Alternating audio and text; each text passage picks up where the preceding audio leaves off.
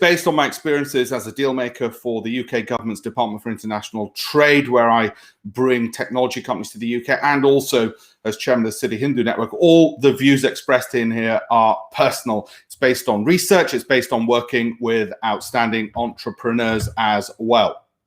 Okay, so just to give you a bit of background before I kick off, as it were, it's my role as a government deal maker. You might find it in visual terms to be a little bit more interesting than what I was going to describe it. And sadly, it is not signing treaties with people around the world. I look for outstanding technologies and entrepreneurs who are leading the way in their field. So what are the lessons that I've learned about those who succeed, and also lessons for leadership, whether you're in business or otherwise? I've seen companies go from zero to unicorn status. What were the winners doing right? What were the losers not doing so well? And as you can imagine, I'm still learning as well. So I want to share some of those leadership traits, the lesser known ones. I'm also going to share some research with you out of Harvard Business School and other academic institutions on what allows leaders to get their messages across and get their companies to do well or be successful in their careers. And it's not the usual sort of internet infograms, I'm afraid. It is more practical than that, and it's more useful and penetrative than that, what I'm going to share with you. Like I said, my government role is what I'm going to draw on this, but the views are personal. I'm also going to draw on my role as chairman of City Hindu Network. In case you don't know what Hindus are, and I'm sure many of you do, well, if the world was just 100 people, you might be able to see on there how many of those would be Hindu. There's about, out of 7 billion on the planet, there's over 1 billion of us. There's certain traits and terms that you'll have come across. I'm not going to draw upon these so much in my talk, but you will know, and I'm sure you've heard of things like dharma and karma, even maya as well, okay? And most of us tend to come from India, and many of us live in the UK and the United States. But let's go back to the issue of leadership. What does it actually look like? Okay, what does it look like for those of us who are in business, trying to level up the global economy, trying to solve some of the world's biggest problems, trying to resolve some of the inequalities that you can see in that map? If the world was arranged by country size according to GDP, that's what the world would look like. You can see there is a lot of skinny areas. And for those, whatever area of leadership you're in, whether you're in politics or entrepreneurship, one of the things that I found through not just the academic research, but also practically talking to winners in business, winners in politics who've managed to do it, because there's a lot of you out there watching this who will be very good at what you do, but the message isn't coming across. And so you're not able to get the leverage to success that you deserve. So what are the lessons we can learn from some of those who we often think total empty vessels, but doing incredibly well? How the hell did that happen? How come their messaging was so good despite their product or offering in politics or business being so poor? And I want to cover some of that with you now, okay, in this, okay? I'm going to ask you this question. What do these statements have in common? Okay. In 1981, the British government met to discuss the best business person to front a campaign about what citizens would do in the event of a nuclear attack. On the names put forward was England football team captain Kevin Keegan. You might think that odd. It won't be in a second. What does this statement also have in common with that? Research suggests executives with squarer, more angular faces are far better in salary negotiations, are far better in salary negotiations compared to rounder faced, it's probably me, equally competent colleagues. And it's true whether you're a man or a woman. Yeah, I've got a CrossFit session in about 3 hours as well to get a more angular face.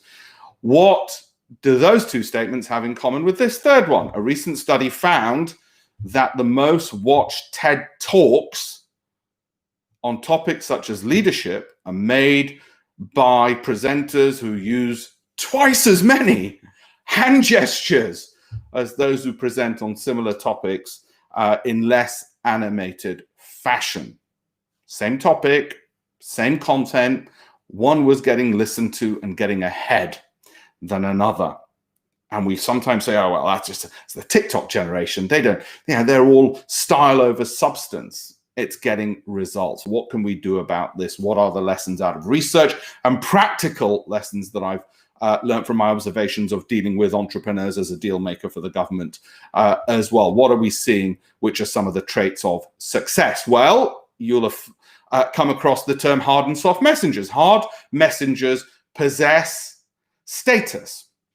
Okay, research shows 4 important traits that contribute to status-driven messenger success: socioeconomic position, competence, dominance, attractiveness. All of these factors will suggest status, and status is a hard messenger, and hard messengers tend to succeed. This is not me saying you go out and rent a Lamborghini, stand in front of it, and suddenly you'll be able to sell your product. Obviously, people are a bit more attuned to reality and authenticity than that. But we're going to build upon what this means in terms of your messaging, whether you're in a career, an entrepreneur, or in business, or a politician. People are also less likely, their behavior changes, less likely to honk at higher status cars. In other words, hard messengers get certain privileges in life. And we know this, and it annoys us. And like I said, those hard messenger traits, we need to bring out more. How do we do it? What do we do? So that's what I'm going to build upon in this. The reason you've got Pierce Brosnan there is that he conveys some of those hard status. We hear about Instagram and influencers. They're looking for some of these hard messengers in an authentic, correct way. So where do we find them, and how do we bring that out in our own messaging so that all the hard work we're doing is not lost because our messaging is poor? Hard messengers, like I said, status. Okay, they bring those traits, and that's one example of it. Even people like me, slightly rounder faces, get to be brand ambassadors around the world as well. The messaging has become important, not just, as so many of you listening to this, the expertise. The old focus on expertise is just the building block. Research from Joseph Marks, who's a PhD, on what factors get people listened to. Well, charismatic messengers beat considered ones. And that frustrates us, particularly in politics. But it'd be far better to be both considered and charismatic. An attractive one trumps an accurate one. I said Trump there, didn't I? An attractive one trumps an accurate one. Okay, well, I'm not saying you go and have facial reconstruction surgery, but certainly grooming becomes part of that message. This whole idea that I'll just walk around in shorts at a talk and I'll look cool. Well, I'm afraid attraction will matter. Dominant voices beat dependent ones. Tone, intonation. Again, you might want to consider even elocution, but these factors are important. Too often I've met entrepreneurs with great technology, or business people with great technologies, but the way they came across, the way they looked, and we all know this research, you make up your mind in a few seconds. Sadly, they didn't get far. Not with me. They were fine with me because I knew about this. With others, okay? What else does the research show, some of which you'll be familiar with? Well, again, when it comes to hard and soft messengers, hard messengers are perceived to possess superior status. As I've said, soft messengers are listened to because audiences feel connectedness with them. So it's not to say we should all become hard messengers. The German Chancellor would be in the category of, obviously, a soft messenger. The Canadian Prime Minister, the New Zealand Prime Minister would be in the category of a soft messenger. There is a role for them. There is an argument, and some research supports this, that leaders in countries where they have elections tend to go from the hard messenger to soft, soft to hard, and so on. They tend to alternate in their elections between those because people get fed up or whatever else it might be. But there is a role for soft messengers. Many of you will be more able to convey that empathy, that connectedness. It is not to say to suppress it. What this is to say is to know these traits are important, work out which ones are yours, and make sure you are attuned, and part of your messaging is to use those, to utilize those to succeed in politics or entrepreneurship, whatever else that field might be. When people were asked to rank which CEOs they did not know were the most successful, just purely they were given photos. They're only given photos of CEOs. Now, many of you watching this are CEOs. You aspire to be CEOs. You aspire to move up in your careers. Think about this. The respondents were accurate. They were just given photos. They weren't told who was successful. They were just told, which of these do you think is? And they were accurate as to who was just by looking at them. That doesn't seem to make sense. They based their answers on which faces they said were the most competent looking. Well, that's worrying for those of you who are incredibly competent thinking, I'm ruled by a boss who's an idiot.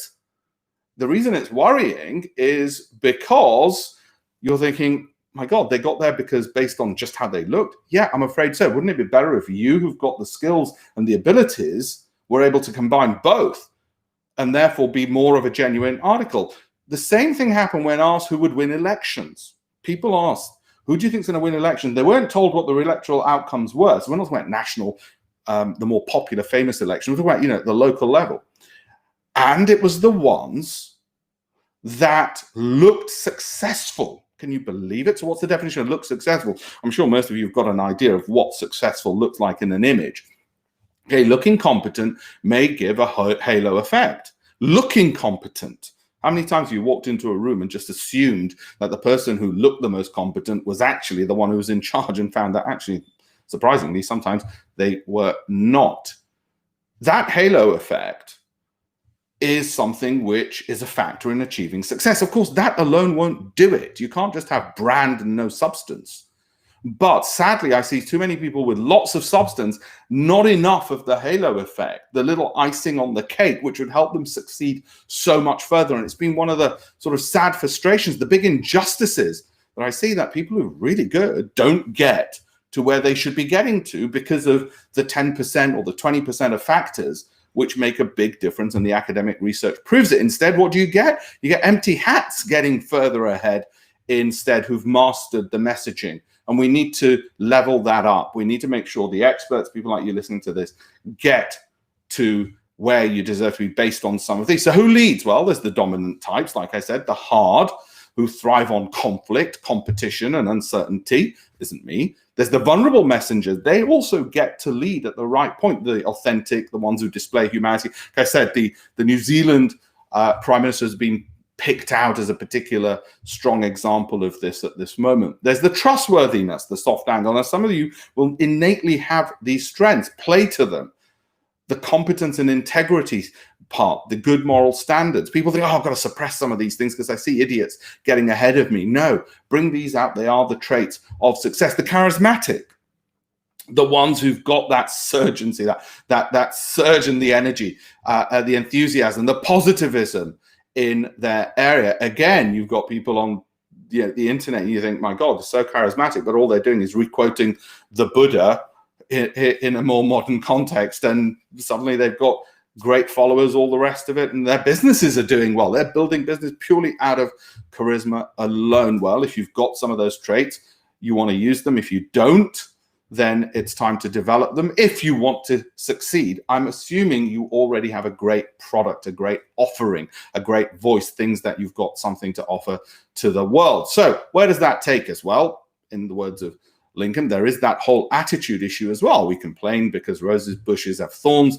or rejoice because thorn bushes have roses. I was asked this morning at a government meeting how the entrepreneurs you're working with who are coming over to the UK from around the world, how they're feeling about COVID, how they're feeling about everything else going on in the world. And I said, you know what? I've not seen this level of enthusiasm amongst technology entrepreneurs since, well, 2000, since the whole initial internet boom that happened. And I don't think they're being unrealistic. I think they just have that sense of rejoicing, or in the words of Patton, there are three ways men get what they want.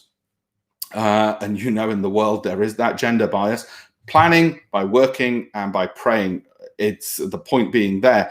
Look, you're going to have to take positive action on some of the traits that the research shows helps you win. Praying alone that somebody hears your voice and the offering and the product you have, they'll suddenly find you, ain't going to work. I'm afraid it is that element of shouting out more. Again, put in the words of Eisenhower, it's the art of getting someone else to do something you want because you want to get them to do it, right?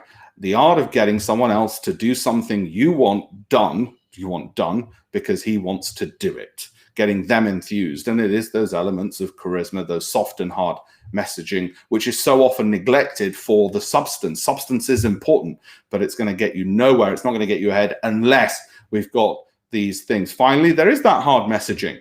There is that element of hard messaging. If you can't get them to do it any other way, then make them feel the heat.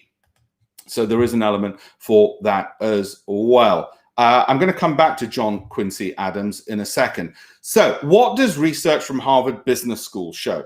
There's a chap called Autonomy.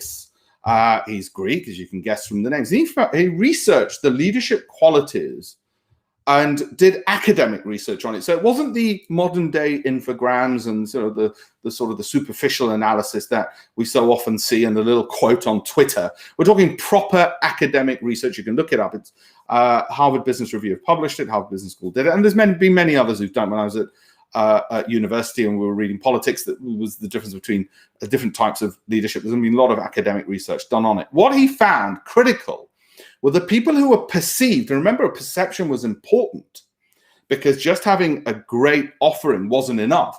The messenger, and the perception was critically important.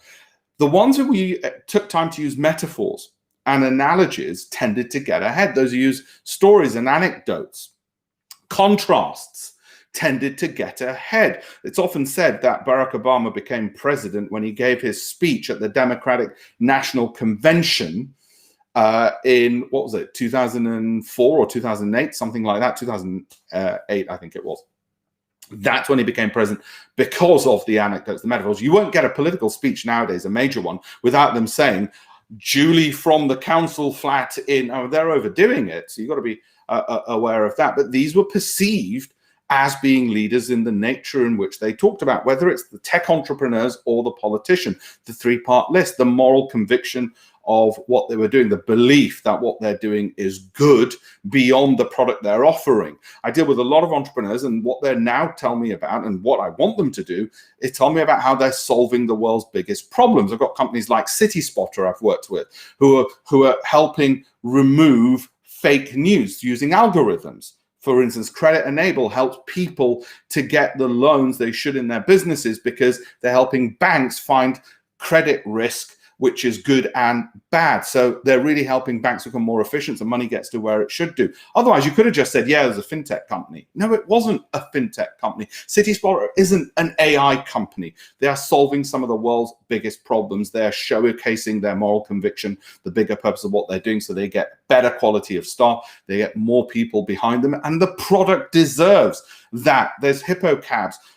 Summit, another technology company out of India, brought to the UK. It's like Uber for ambulances. Oh, it's like Uber. Is it car transportation? I bought it. No, what it does is it makes sure that hospitals don't have to rely on ambulances to take people back after, say, dialysis, i.e. non-urgent cases of returning people home, but they can use medically equipped cabs and train people to do it. Saves a fortune potentially for the NHS. Okay, so it was converting what you're doing into that bigger story and making that message come across in your daily work.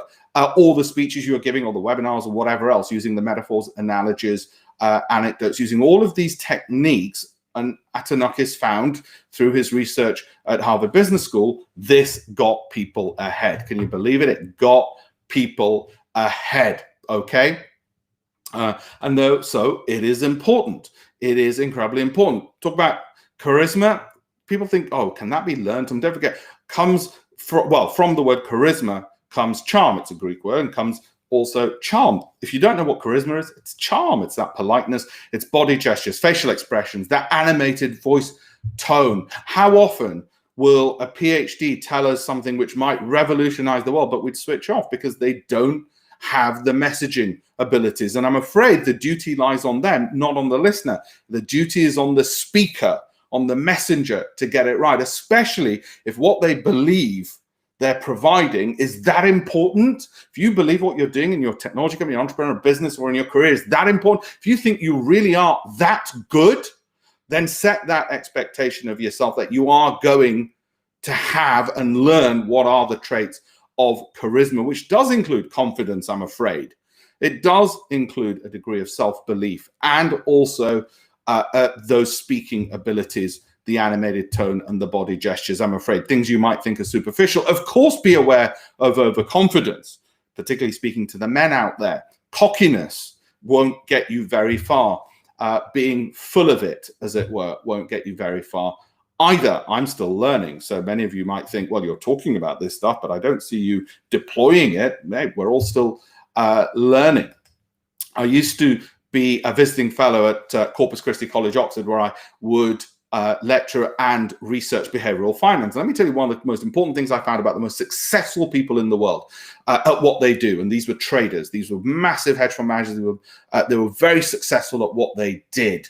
And what it was is that they didn't have attribution bias. There were leaders in their field. We're talking about people like the global head of trading at Salomon Brothers, Bill Lipschutz, or hedge fund managers leading $2 billion companies, $10 billion funds, and the like. They didn't have attribution bias. What's attribution bias? That's when you attribute success to yourself. It's a bias which can lead to arrogance. Those didn't succeed. None of these people said, oh, I'm just amazing. And I don't mean they were just paying lip service to it. It wasn't really me, it was my team, but I'll take the award. They didn't have the God complex. So yes, you've heard, you've got to be authentic. What does that mean? Well, there was this lack of attribution. There was space for luck. Jim Simons, probably the most successful fund manager in the history of the world, put it this way. He says, and they asked him, how come you're so successful? How come you're so good at what you do? And he said, well, luck had a lot to do with it. I don't think he was faking it. I think he was just being genuine. And for that, you got a lot more credit to it. Anyway, the successful leaders, they didn't fall foul of attribution bias. Okay. Put another way, and I said I'm chairman of City Hindu Network, and I'll revert back to the Hindu side of things. One who has control over his mind is tranquil in heat and cold, in pleasure and pain, in honor and dishonor, and is ever steadfast with the supreme self. We know we need that in this time. We talk about mental illness. Well, very often people turn to faith and religion, whether it's Christianity, Islam, Sikhism, Jainism, whatever else it might be. In effect, for me or for others, the leader is the one who has that tranquility. When we look at the speeches that our political leaders give, we're looking to see, are they calm? Or parents in crisis, are they calm? Well, it's the same thing to get ahead. The traits which the leaders exhibited time and again was that tranquility, that ability to say, even if it felt like they were going into battle, the ability to say this too shall pass, to provide perspective and calm. That was a critical factor, of course. We know it is. Practicing that, getting that across in the business environment, particularly during COVID, particularly during everything going on in the world at the moment, might seem like a big ask, but actually it's important to remember that's what gets us ahead for selfish reasons, if nothing else. Leadership is getting people also to believe in their own power. It's partly what I've already said, but that's what the research again showed, that ability to empower others.